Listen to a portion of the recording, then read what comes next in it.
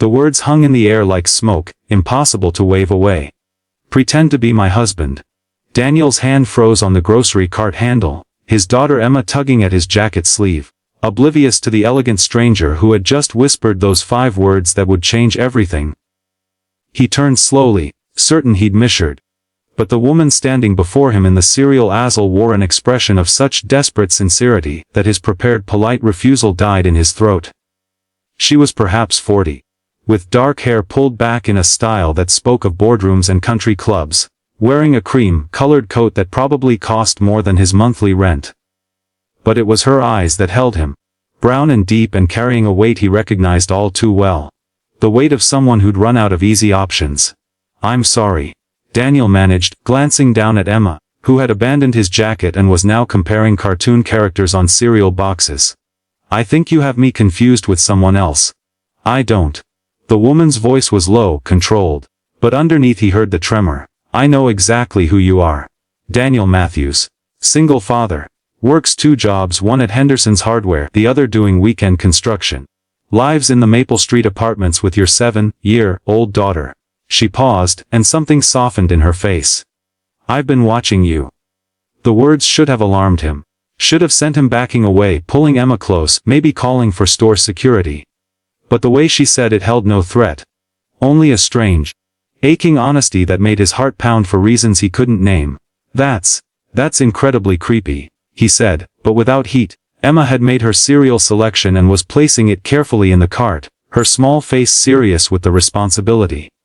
"I know how it sounds." The woman glanced around the nearly empty aisle. It was late, past 8 on a Thursday evening.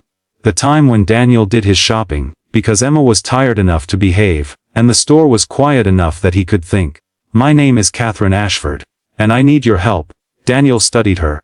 Up close, he could see the fine lines around her eyes, the tension in her jaw. She wore a wedding ring, he noticed. A simple platinum band that caught the fluorescent lights. "You're already married." "Widowed." The word came out flat, practiced, but pain flickered across her features. 3 years ago. "The ring is complicated." She drew a breath, and he watched her gather herself, pulling her composure back around her like armor. "I have a proposition for you, Mr. Matthews. A business arrangement. But not here." Her gaze dropped to Emma, who was now examining the candy display with the focused intensity only a child could muster. "Not in front of your daughter." Something in Daniel's chest tightened.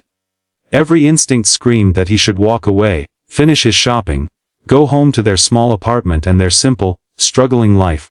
He'd worked so hard since Sarah died to keep things stable for Emma. To be the reliable parent, the steady presence.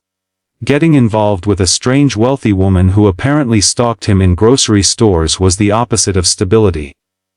But Catherine Ashford's eyes held something he couldn't ignore.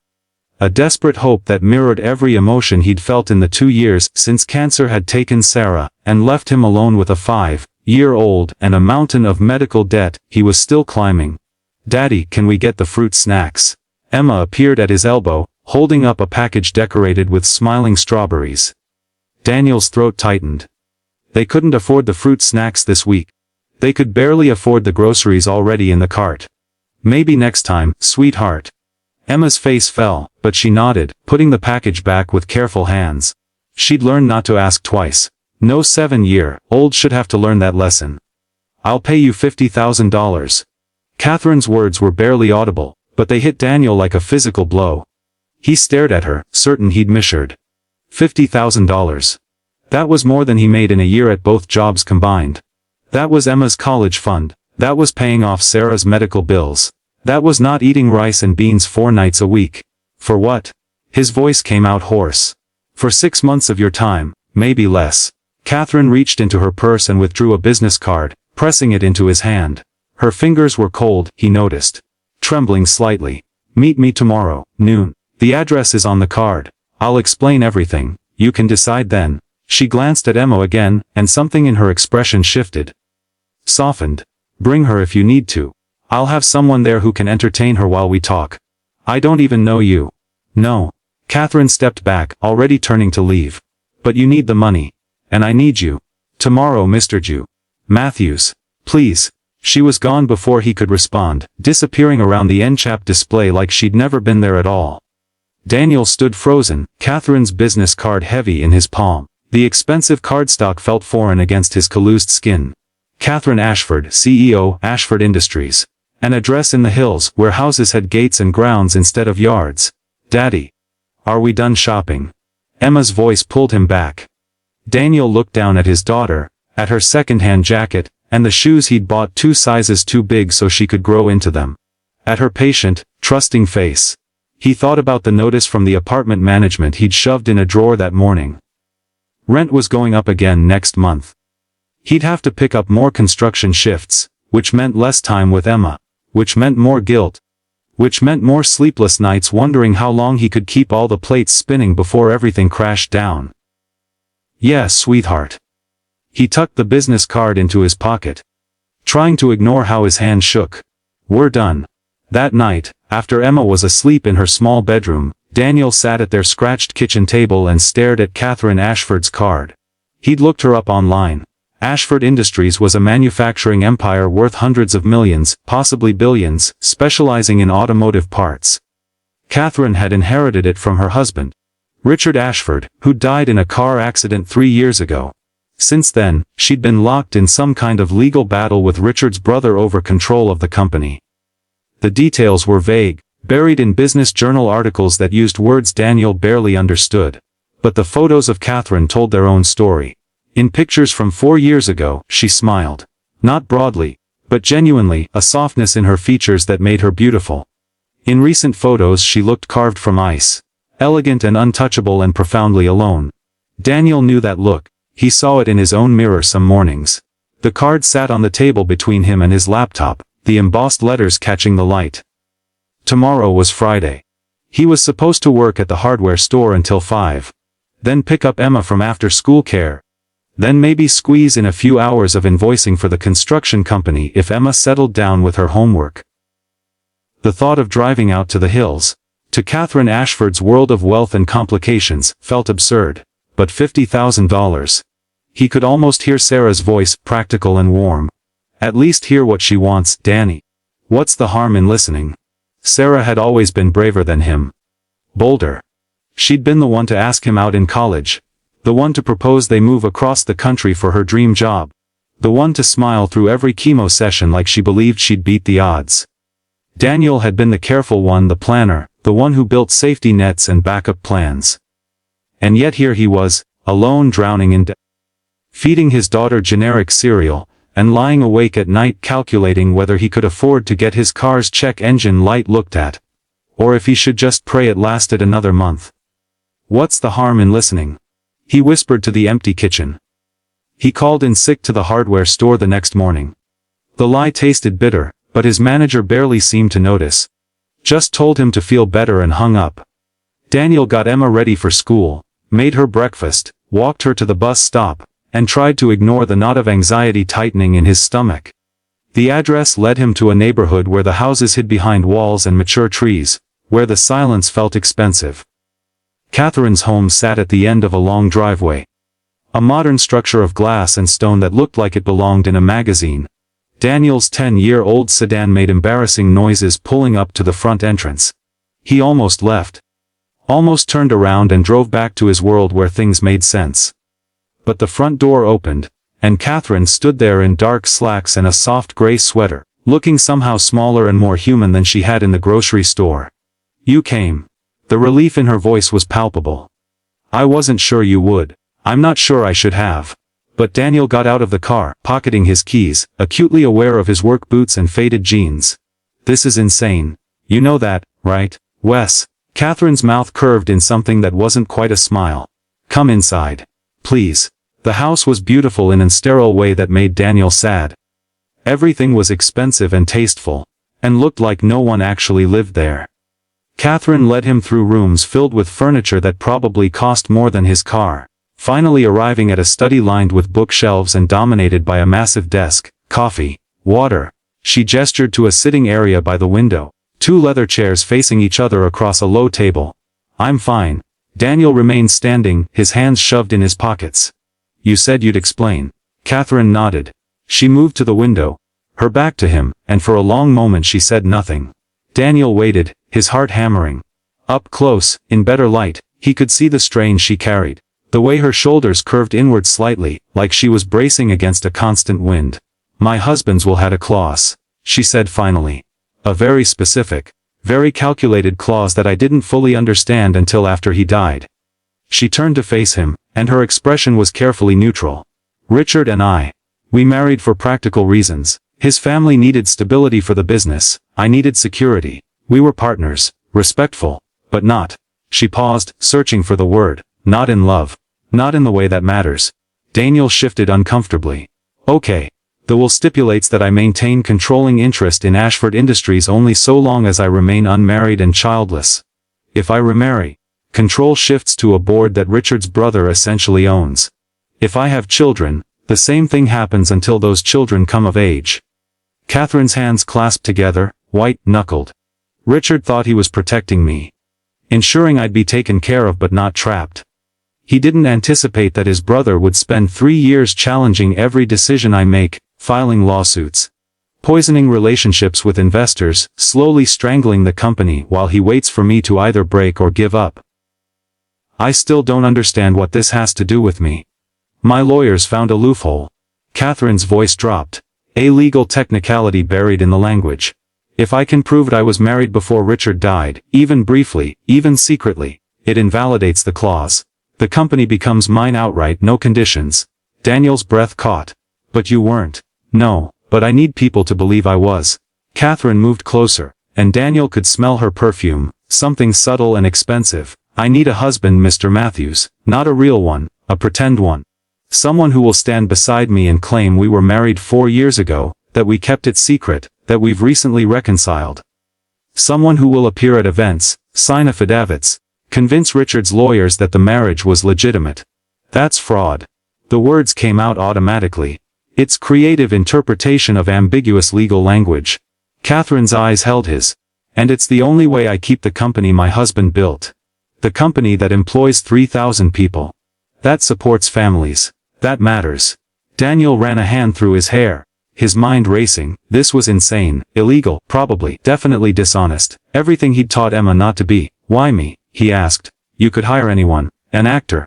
Someone who'd be more convincing." "Because you're real." Catherine's voice softened. "Because when Richard's lawyers investigate, and they'll find a genuine person. A good father. Someone with no connection to me or my world. Someone who has nothing to gain from lying except the money I'm paying him." She paused. "And because when I saw you with your daughter in that store, I saw something I recognized.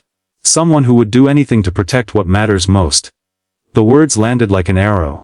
Daniel looked away, his throat tight. $50,000, Catherine continued, "for 6 months of occasional appearances, a few signatures, some photographs. You keep living your life, I keep my company. Everyone wins, except it's built on a lie." "Yes." Catherine didn't flinch. "It is, and I won't pretend otherwise. I'm asking you to lie, Mr. Matthews, to commit fraud. To break laws and ethics and probably a dozen other things." She moved closer still, and he could see the desperation bleeding through her controlled exterior. "I'm asking because I'm out of options. Because I've spent 3 years fighting and I'm losing. Because this company is all I have left of a marriage that wasn't love but was respect and partnership and purpose." Her voice cracked. Just slightly. "And because I think you understand what it's like to be drowning." Daniel's hands clenched in his pockets.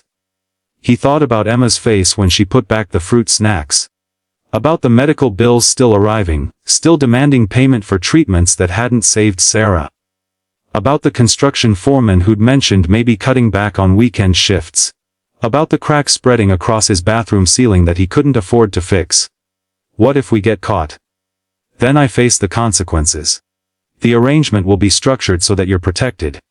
You were deceived by me, manipulated, whatever story keeps you clear." Catherine's expression was fierce now. "I won't let you go down for this. You don't even know me. I know enough." She gestured toward the chair. "Please, let me tell you the rest." Daniel sat, mostly because his legs felt unsteady. Catherine took the chair across from him, leaning forward, her hands clasped between her knees. "The arrangement would be simple on the surface," she said. "What present documents showing we were married 4 years ago, before Richard and I wed. Obviously we kept it secret because you were still processing your wife's death and I was entering a business arrangement with Richard. Recently, we've reconnected. We're giving our marriage another chance. No one will believe that. They will if we sell it properly. If we appear together at the right events. If we seem genuinely comfortable with each other. Catherine's gaze was steady. I won't ask you to pretend affection you don't feel. Just partnership. Mutual respect. The same thing Richard and I had. Daniel's head spun. And Emma. Would be part of the story. My stepdaughter. It actually strengthens the narrative. Catherine's expression shifted. Something genuine breaking through. I would never ask you to use your child as a prop, Mr. Matthews. But children are resilient. And if she believes we're simply dating, reconnecting, it doesn't have to be traumatic for her. You don't know anything about children. No. The admission was quiet. I don't. Richard and I chose not to have them. It seemed impractical given our arrangement. For just a moment, something like regret crossed her face. Maybe that was a mistake. Silence settled between them. Outside the window, Daniel could see manicured gardens, a pool covered for winter, more wealth than he'd ever dreamed of touching. Inside this beautiful, empty house sat a woman who had everything except what she needed most. He thought about Sarah again. About the night she'd taken his hand during her final hospital stay and made him promise to give Emma a good life. Not just a surviving life, a good one. What's the condition? He asked suddenly. Last night you said there was one condition. Something shocking. Catherine's face went very still. For several heartbeats she didn't speak, and Daniel watched her internal struggle play out in the tightness around her eyes, the way her hands clasped harder together. If we do this, she said finally. If we convince people we're married, there will be scrutiny, investigations. Richard's brother will hire private detectives, pore through every detail of our lives. She met his gaze directly. We would need to live together. You and Emma would need to move into this house. Share my space.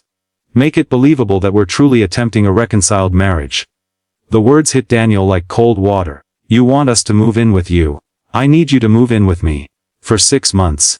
Maybe less if the legal challenges resolve quickly. But yes. Catherine's voice remained steady despite the tension crackling through the room. I have plenty of space. Separate bedrooms, obviously.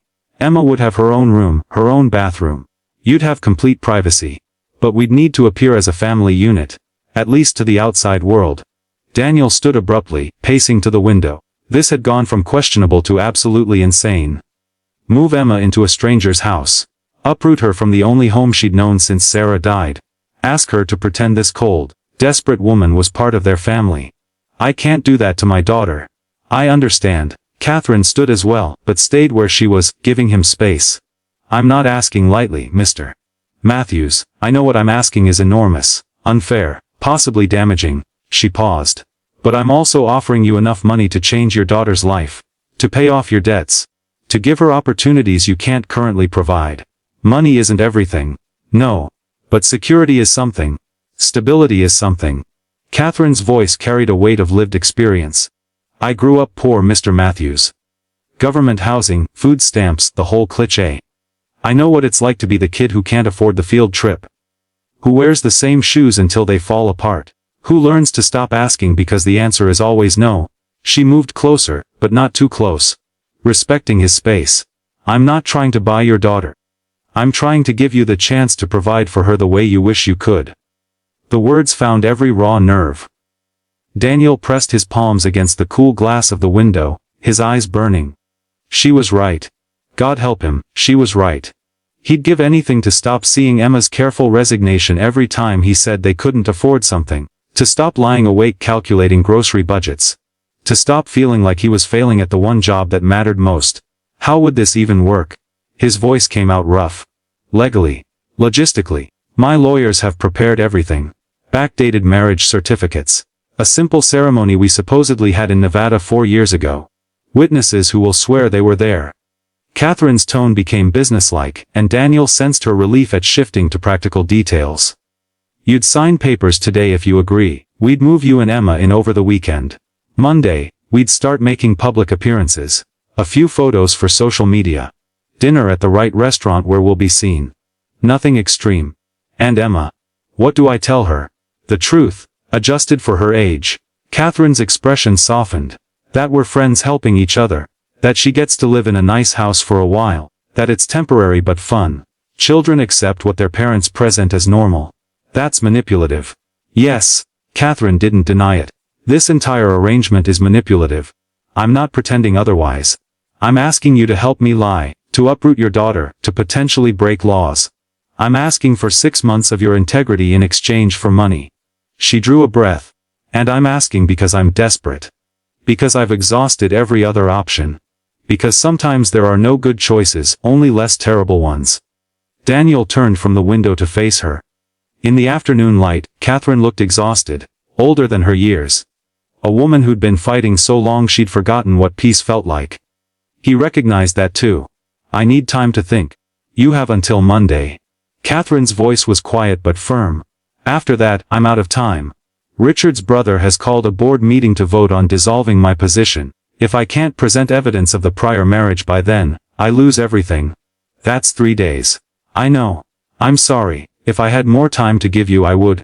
Daniel moved toward the door, his mind a chaos of conflicting thoughts. This was insane, illegal, wrong. Everything rational in him screamed to walk away, to get in his embarrassing car and drive back to his small, struggling but honest life. But $50,000 whispered like a promise. Catherine followed him to the front entrance. As he reached for the door handle, she spoke again. Mr. Matthews. Daniel. He turned. She stood with her arms wrapped around herself, vulnerable in a way that made his chest ache. I'm not a good person, I don't pretend to be. I'm asking you to do something dishonest for selfish reasons. But I swear to you, I will protect your daughter. Whatever happens, whatever consequences come, I will make sure Emma is safe. I will make sure you're safe. Her eyes glistened.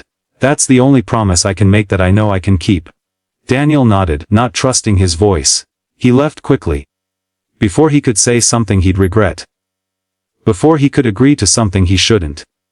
Before the desperate hope in Catherine Ashford's eyes could break down the last of his resistance. He picked up Emma from school that afternoon and took her to the park. Their Friday tradition when he didn't have to work late. She played on the swings while he sat on a bench and tried to organize his thoughts into something coherent. $50,000. 6 months. A lie that could either save them or destroy them. Emma ran over, breathless and grinning. Push me, Daddy. He pushed her, watching her hair fly back, listening to her laughter. Sarah's laugh. Sarah's joy. The most important thing he had left of the woman he'd loved. Higher! Emma shrieked, and he pushed higher, his heart in his throat.